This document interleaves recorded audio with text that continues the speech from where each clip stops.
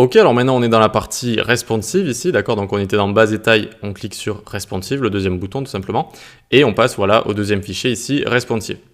Donc pour commencer, on descend, hop, ici, début de la leçon, et donc on a ici donc des colonnes ici, d'accord? Donc dans une grande div columns, donc on a nos 4 premières colonnes qui sont représentées ici, et de base, en dessous de 768 pixels, donc elles vont se mettre les unes au-dessus des autres, d'accord? C'est une fonctionnalité de base, ça s'appelle mobile first, c'est-à-dire qu'on va faire en sorte que dès qu'on arrive en mode mobile, voilà, de base naturellement, ça se met comme ça peut être très pratique, hein, ça peut faire gagner du temps.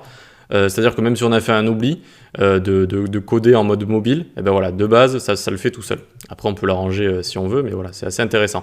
Mais maintenant, imaginons qu'on n'ait pas envie, on a envie de garder toutes ces colonnes, même en mode mobile. Eh bien, on va rajouter is mobile ici, hop. Et donc, on va descendre en dessous de 768 pixels, hop, et on voit que les autres se sont mises les unes au-dessus des autres, alors que celle-là, non. Voilà, c'est tout. Si on veut changer ce breakpoint, on peut également rajouter, regardez juste en dessous, donc ces colonnes correspondent à ces colonnes-là, la deuxième rangée ici, et bien on peut rajouter is desktop ici, et donc le point d'arrêt ce sera plus 768 pixels mais 1024, d'accord? Donc là vous voyez que on est au-dessus de 768 pixels et elles se sont mises toujours les unes au-dessus des autres, donc on va atteindre ici 1024, hop, ici pour qu'elles se mettent voilà, les unes à côté. Voilà, donc ça c'est si vous voulez changer le point d'arrêt. Ensuite en dessous, eh bien, on va définir les tailles de colonnes par rapport du coup à la largeur d'écran.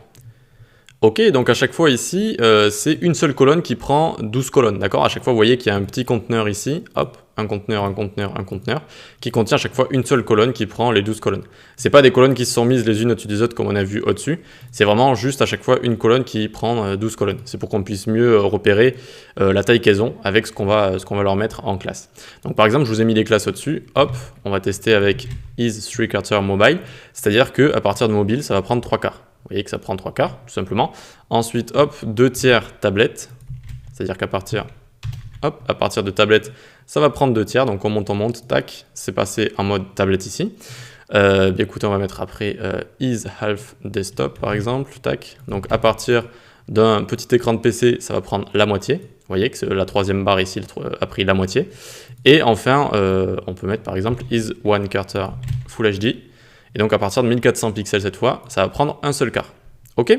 Donc voilà comment on change la taille de manière responsive. Vous pouvez un peu vous entraîner si vous voulez avec les différentes tailles qu'on a ici. On peut également aussi, regardez, mettre is 8. Et donc ça va prendre 8 colonnes à partir de 1400 pixels, à partir de Full HD. On peut également le faire donc avec les colonnes, d'accord?